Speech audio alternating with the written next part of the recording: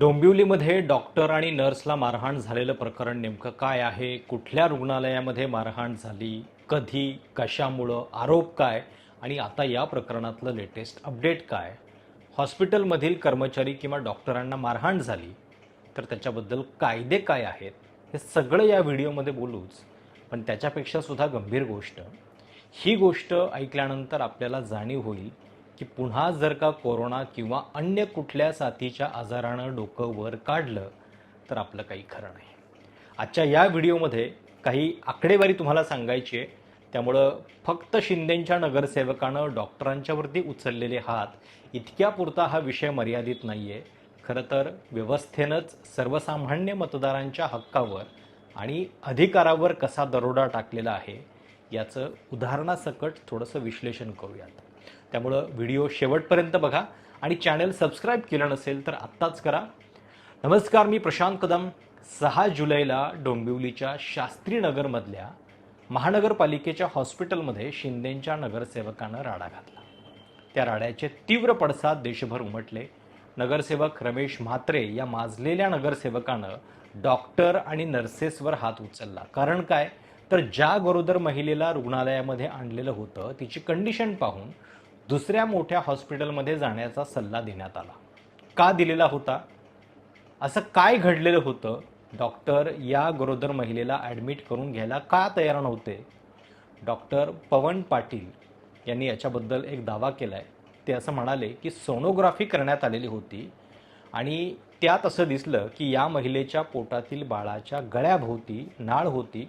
डॉक्टरांना लक्षात आलं की डिलिव्हरीनंतर बाळाला कदाचित ICUची गरज लागण्याची दाट शक्यता होती आणि त्या शास्त्रीनगरच्या हॉस्पिटलला ती सुविधा नव्हती किंवा बेडही अवेलेबल नव्हता. म्हणून डॉक्टरांनी दुसऱ्या हॉस्पिटलला पेशंट रेफर केला. पण हा सल्ला ऐकून घेणं तर दूरच, त्या डॉक्टर आणि तिथल्या कर्मचाऱ्यांवरच नगरसेवकांनी अरेरावीची भाषा केली. त्यांच्या कार्यकर्त्यांनी मारहाण केली. स्वतः म्हात्रेंनी डॉक्टरांच्या हातावर हल्ला करत तिचा फोन पाडल्याचं CCTV फुटेजमध्ये स्पष्ट दिसतंय.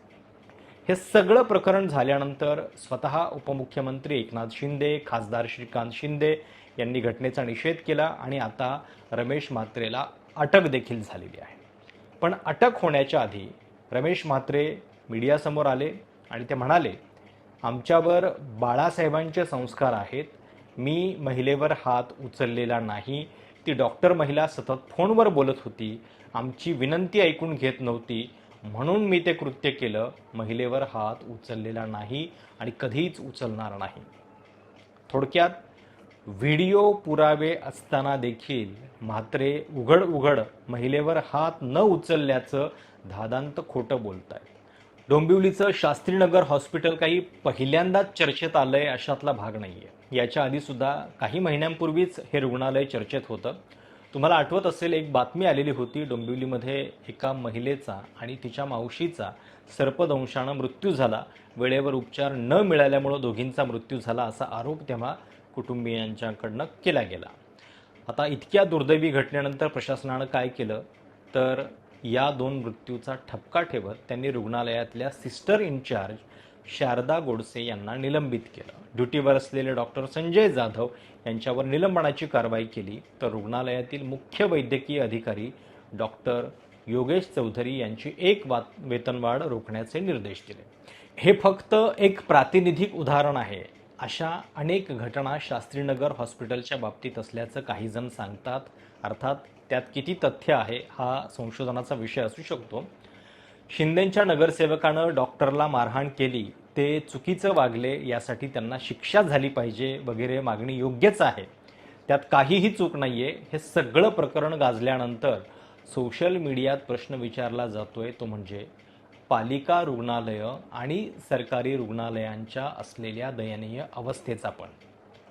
पण त्याच्या आधी ज्या डॉक्टर पवन पाटील यांनी डॉक्टरांची भूमिका सांगणारा व्हिडिओ केला त्यांनीच 12 एप्रिल 2026 या तारखेला त्याच शास्त्रीनगर हॉस्पिटलमधली अवस्था कॅमेऱ्यात रेकॉर्ड केलेली होती आणि त्यात काय दिसलं होतं ते एकदा बघाच. गव्हर्नमेंट हॉस्पिटलची परिस्थिती काय आहे ही एका व्हिडिओमध्ये तुम्हाला समजेल. मित्रांनो, माझं नाव डॉक्टर पवन आहे. मी एक डोंबिवलीमध्ये शास्त्रीनगर हॉस्पिटलला एका गेलेलो. पेशंटला घेऊन एमर्जन्सीमध्ये. तेव्हा गेल्यानंतर तिकडची खरी परिस्थिती काय आहे ते मला तुम्हा सगळ्यांना दाखवायचंय. ही एक व्हिडिओ बघा. ही कॅज्युअल्टी आहे. ही कॅज्युअल्टीमध्ये जे क्रॅश कार्ट ट्रॉली असते ज्याच्यामध्ये मेडिसिन्स ठेवतात, इंजेक्शन ठेवतात, ह्या सगळ्या गोष्टी जे स्टोअर करतात ते सगळं आहे. आणि तुम्ही बघू शकता जे कॅन असतात ना 5 लिटरचे 2.5 लिटरचे, ते कट करून हाफ करून तिथे सिरेंज आणि एम्पूल ठेवण्यासाठी ठेवलेत. हे तिकडे म्हणजे कॅज्युअल्टीमध्ये बेड आहे ना, क्लिनिंग आहे, बेड किती फाटलेला आहे तुम्ही बघू शकता. तर कॅज्युअल्टीमध्ये ती ट्यूबलाईट आहे, त्या ट्यूबलाईटला बँडेजच्या पट्टीने बांधलंय. एवढी बेकार परिस्थिती आहे. हार्ट ऑफ द सिटीमध्ये, डोंबिवलीमध्ये हार्ट ऑफ द सिटीमध्ये हा हॉस्पिटल आहे आणि ही परिस्थिती आहे. आणि तुम्ही सांगता प्रायव्हेट डॉक्टर्सला की तुम्ही गव्हर्नमेंट हॉस्पिटलचा सल्ला द्यायला पाहिजे. कसं देणार? विचार करा. हा व्हिडिओ पाहिल्यानंतर तुमच्या तळपायाची आग मस्तकात गेली असेल, पण जरा थांबा, कारण हे प्रकरण फक्त मारहाणीच्या घटनेपुरतं आहे असं नाही आहे. या घटनेचा सिरियसनेस जर नीट समजून घ्यायचा असेल तर आपल्याला राज्याची, केंद्राची आरोग्यासंबंधीची धोरणं नेमकी काय आहेत याच्यावरती सुद्धा बोट ठेवावं लागेल. आणि त्याच्याबद्दलची आकडेवारी जी आहे ती फार धक्कादायक आहे. डोंबिवलीच्या शास्त्रीनगर रुग्णालयामध्ये पुरेसा स्टॉप आहे का? तर हो आहे असं ठोसपणे कोणीच सांगू शकत नाही. स्पष्ट आहे की कल्याण डोंबिवली पालिकेच्या आरोग्य यंत्रणेवरती ताण असेल. लोकसंख्येच्या प्रमाणामध्ये इथं मंजूर पदं कमीच आहेत आणि जी पदं आहेत त्याच्यापैकी सुद्धा अनेक रिक्त आहेत. पालिकेनं वेळोवेळी कॉन्ट्रॅक्ट पद्धतीनं डॉक्टर आणि नर्सेसच्या भरतीसाठी जाहिराती काढल्या, पण अपुरं वेतन आणि कामाचा प्रचंड ताण याच्यामुळं अनेक डॉक्टर सरकारी किंवा पालिकेच्या नोकरीत टिकत नाहीत, असं सुद्धा मेडिकल फील्डमधले काही लोक सांगतात. आता सध्याच्या मारहाणीच्या घटनेत सुद्धा ऑन ड्युटी डॉक्टर आणि नर्सेस केवळ अपुऱ्या पायाभूत सुविधांमुळं रुग्णाला सायन हॉस्पिटलला रिफर करत होते, ज्याच्यावरून आपल्याला तिथल्या मर्यादित क्षमतेची कल्पना येऊ शकेल. या सगळ्यानंतर 2024 साली आलेल्या कॅग रिपोर्टनं काय सांगितलेलं आहे ते देखील मला तुम्हाला सांगायचं आहे.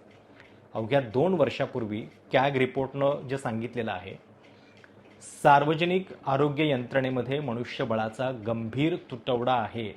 प्राथमिक आणि दुय्यम आरोग्य केंद्रामध्ये डॉक्टरांची 22 ते 27% पदं रिक्त आहेत. स्त्रीरोग तज्ज्ञ, बालरोग तज्ज्ञ आणि भूलतज्ज्ञ यांच्यासारख्या तज्ज्ञ डॉक्टरांची तब्बल 42% पदं रिक्त आहेत. परिचारिकांची 35 ते 58% पदं आणि पॅरामेडिकल स्टाफची 29% पदं जी आहेत ते रिक्त आहेत. खाजगी क्षेत्राच्या तुलनेमध्ये कमी पगार, ग्रामीण भागातील अपुऱ्या सुविधा आणि कामाचा ओव्हरटाईम याच्यामुळं 450पेक्षा जास्त डॉक्टरांनी सरकारी नियुक्तीला नकार दिलेला आहे. सरकारी रुग्णालयाच्यावरती असलेला ताण हा क्षमतेपेक्षा दुप्पट तिप्पट आहे. 26% सरकारी डॉक्टरांना त्यांच्या विहित क्षमतेपेक्षा दुप्पट ते तिप्पट रुग्ण एकाच वेळी सांभाळावे लागतात. आता या सगळ्यानंतर महाराष्ट्रानं अजून एक गोष्ट लक्षात घेतली पाहिजे. जागतिक स्तरावरचे आरोग्य तज्ज्ञ आणि WHOचं जे धोरण आहे त्याच्यानुसार सार्वजनिक आरोग्य सुविधा जर नीट राखायची असेल तर GDPच्या किमान 5 ते 6% तरतूद हेल्थ सेक्टरमध्ये सरकारनं केली पाहिजे. जर देश इतका खर्च करत असेल तरच सर्वसामान्य नागरिकांना स्वस्त आणि दर्जेदार आरोग्य सुविधा मिळू शकतात. भारतानं 2017च्या नॅशनल हेल्थ पॉलिसीच्या नुसार एक टार्गेट ठेवलेलं होतं. 2025 पर्यंत आरोग्यावरचा खर्च 2.5% वाढवणं अपेक्षित होतं, पण दुर्दैवानं 2025 उलटून गेलं. आपण साधं 2.5%चं लक्ष्यसुद्धा पूर्ण करू शकलेलं नाही आहे. स्क्रीनवर दिसत असलेली आकडेवारी पहा, तुम्हाला लक्षात येईल की आरोग्य क्षेत्रावरचा खर्च वाढण्याऐवजी उलट तो कोविड नंतर सुद्धा कमी होत चालला आहे. म्हणजे आपल्या देशाची वाटचाल कुठल्या दिशेनं सुरू आहे आणि आपण कुठं प्रवास करतोय याचा अंदाज तुम्हाला येईल. आता हीच आकडेवारी जर आपण राज्याची पाहिली तर काय होतं बघा. या आकडेवारीवरून असं दिसतं की जिथं राज्यानं आरोग्य विभागामध्ये किमान 8% तरतूद करण्याची गरज आहे, तिथं महाराष्ट्र कसा बसा 5%च्या आसपास पोहोचलेला आहे. गेल्या 6 वर्षातली ही उपलब्ध आकडेवारी पाहिली तर अंदाज येतो की महाराष्ट्राची आरोग्य यंत्रणा सुद्धा सलाईनवरच आहे. महाराष्ट्रातील सरकारी आणि पालिकेची रुग्णालयं का सुधरत नाही आहेत, याच्या पाठीमागं काय राजकीय व्यवस्थापकीय अनास्था आहे? तर हा कळीचा आणि थेट व्यवस्थेला जाब विचारणारा प्रश्न शास्त्रीनगर हॉस्पिटलमधल्या मारहाणीच्या घटनेमुळं उपस्थित झालेला आहे. कोण आहे या सगळ्याला जबाबदार? फक्त वाढती लोकसंख्या आहे का? नाही. महाराष्ट्राच्या आरोग्य व्यवस्थेतील रेफरल संस्कृती, म्हणजे इथं नाही होणार दुसऱ्या हॉस्पिटलला न्या, प्रायव्हेटला शिफ्ट करा, ही भीषण मानसिकता. सरकारी आरोग्य यंत्रणेवरचा लोकांचा विश्वास कमी होत चाललाय आणि सरकारीमध्ये कुणी लक्ष द्यायला तयार नाहीये, अशी जी प्रतिमा झाली आहे ती विचित्र आहे. सरकारची चांगली आणि मोठी रुग्णालयं फक्त मोठ्या शहरामध्ये असल्यानं ग्रामीण भागांना फटका, आणि याच्याकडे तर कुणीही बोलत नाहीये, कुणाचंही लक्ष नाहीये. शिवाय सरकारी हॉस्पिटलमधल्या डॉक्टरांचे कमी पगार, त्यामुळं त्यांची झालेली मानसिकता, ओव्हरलोड, कामाचं प्रेशर, आणि वर पुन्हा ही मारहाण सहन करा, नेत्यांचं वेगवेगळं प्रेशर झेला आणि कार्यकर्त्यांच्याबद्दल अशी भीती, या सगळ्या गोष्टीसुद्धा जोडीला आहेतच. आणि अनेक बडे नेते, लोकप्रतिनिधी किंवा त्यांच्या निकटवर्तीयांचं स्वतःचं खाजगी मेडिकल कॉलेज असतं, कॉर्पोरेट हॉस्पिटल्स आहेत, सरकारी रुग्णालयं जेवढी कमकुवत तेवढा यांचा खाजगी हॉस्पिटलचा व्यवसाय वाढणार, अशी एक छुपी साखळी या व्यवस्थेमध्ये तयार झालेली आहे. डॉक्टरांच्यावरती होणाऱ्या हल्ल्यानंतर कडक कायदे करण्यात आलेले आहेत, पण त्याची अंमलबजावणी मात्र शून्य होते. शास्त्रीनगर रुग्णालयासारख्या संवेदनशील ठिकाणी थेट लोकप्रतिनिधींना येऊन जाब का विचारावा लागतो? तिथलं प्रशासन इतकं ढिम्म का असतं? राजकीय नेत्यांच्या कार्यकर्त्यांना रुग्णालयात दादागिरी करण्याची मुभा कुणामुळे मिळते, का मिळते, आणि हे अपयश कुणाचं? शिवाय सरकारी हॉस्पिटलमधली डॉक्टरांची मक्तेदारी, याच्याबद्दलही बोलायला हवंच, पण त्याच्या आधी आरोग्य व्यवस्थेला हेल्दी करण्याचे, त्याचा दर्जा उंचावण्याचे प्रयत्न केले जाणार आहेत का, हा खरा प्रश्न आहे. या प्रश्नाबद्दल तुम्हाला काय वाटतं? प्रायव्हेट हॉस्पिटलचा बिझनेस वाढवण्यासाठीच सरकारी हॉस्पिटल्सकडे मुद्दाम दुर्लक्ष केलं जातं का? तुमच्या कमेंटसुद्धा नक्की कळवा. आणि याच्या पाठीमागं एक राजकारणसुद्धा दिसतंय. दिवसभरामध्ये खूप आरडाओरड झाली, त्याच्यानंतर या नगरसेवकाला अटक झाली.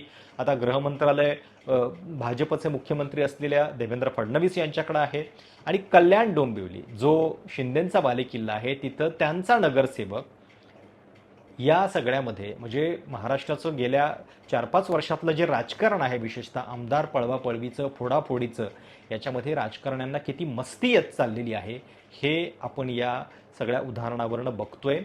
आपण आशा करूयात की या सगळ्यामध्ये अटक झालेली आहे, आणि गंमत बघा की अटक झाल्यानंतर लगेचच या नगरसेवकांच्या छातीत दुखावं लागलं आणि त्यांना हॉस्पिटलमध्ये ॲडमिट करण्याची वेळ आलेली आहे. आता त्यांना जर शास्त्रीनगर हॉस्पिटलमध्ये ॲडमिट केलं असतं तर काय झालं असतं, याची सुद्धा जरा कल्पना करून बघा.